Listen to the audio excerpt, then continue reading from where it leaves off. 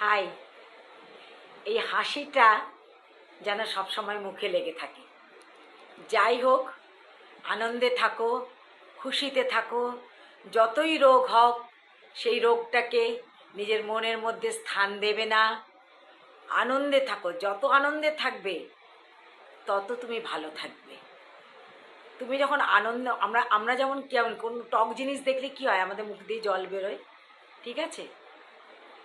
আর আমাদের যখন স্ট্রেস নিলে কি হয়, আমাদের কর্টিসল হরমোনটা রিলিজ হয় আমাদের গ্ল্যান্ড থেকে, তাতে আমাদের ব্রেনে এফেক্ট করে। তেমনি যদি তুমি আনন্দে থাকো, তুমি যদি পজিটিভ থাকো, তোমার যে ইলেকট্রোম্যাগনেটিক যে রিফ্লেকশনগুলো বেরোচ্ছে, সেটা ইউনিভার্সের সাথে মিশে যাচ্ছে। তাতে কি হচ্ছে, তোমার মধ্যে একটা এনার্জি আসছে। ওই এনার্জিটা তোমাকে সারা দিন স্ট্রং থাকার, খুশি থাকার একটা রসদ যোগায়। তাই খুশি থাকো। যত খুশিতে থাকবে, যত তুমি পজিটিভ থিঙ্কিংকে নিজের ভেতর করবে, নেগেটিভকে দূরে সরিয়ে দেবে, তত তুমি ভালো থাকবে। কোনো রোগ হোক, সেই রোগটা ঠিক আছে, আমার রোগ হয়েছে, আমার কষ্ট হচ্ছে, যতক্ষণ কষ্ট হচ্ছে ততক্ষণ ওই রোগ নিয়ে প্যান করবে না। ডাক্তার যেভাবে বলছে সেভাবে চলো, খুশিতে থাকো, নিজের কাজ করতে থাকো, নিজেকে কাজে ডুবিয়ে দাও, সারাদিন কাজ করো। এ নিয়ে মানে হার্ডওয়ার্ক যতক্ষণ না করবে ততক্ষণ জীবনে সফলতা আসবে না।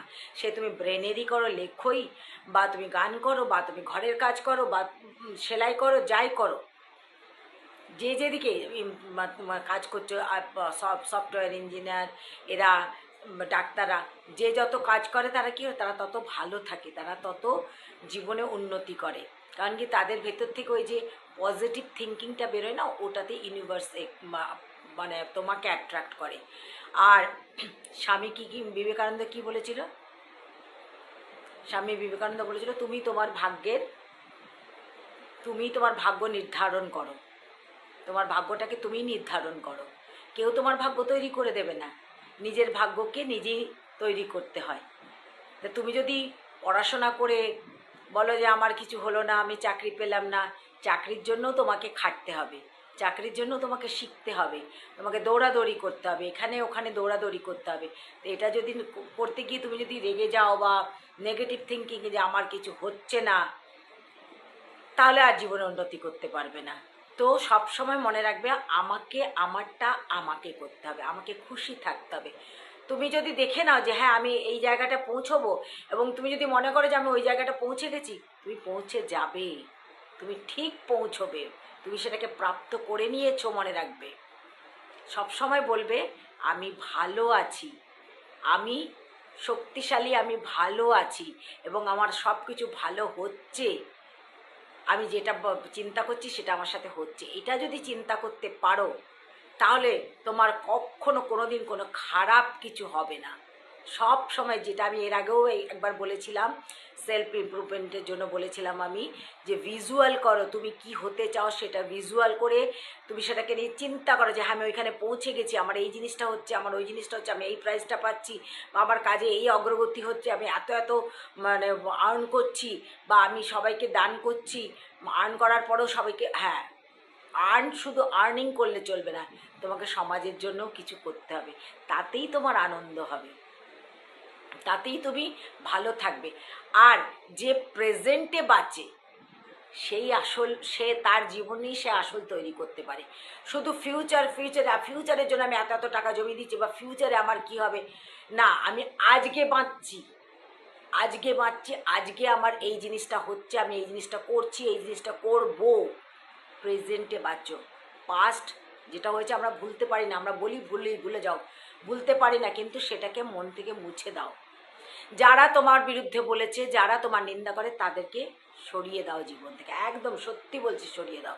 তাদের সাথে কোনো শত্রুতা করো না, কোনো খারাপ কথা বলো না, আবার তাদের সাথে খুব ভালো টার্মসও রেখো না, যে হ্যাঁ আমি খুব ভালো, আমি তাদের জন্য করছি, এটাও নয়।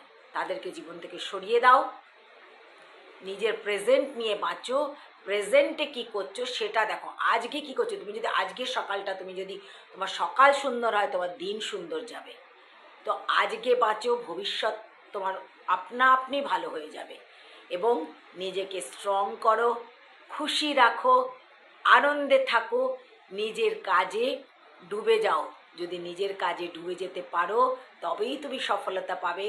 তুমি যদি সুখী থাকো তাহলেই তুমি সফলতা পাবে, তাহলেই তোমার মানসিক অবসাদ চলে যাবে, তোমার চেহারাতে সেটা রিফ্লেক্ট হবে। লোকে আমাকে বলে যে আপনাকে দেখলে মনে হয় না আপনার এত অসুখ, তাহলে কি ডাক্তারকে আমাকে ভুল বলছে?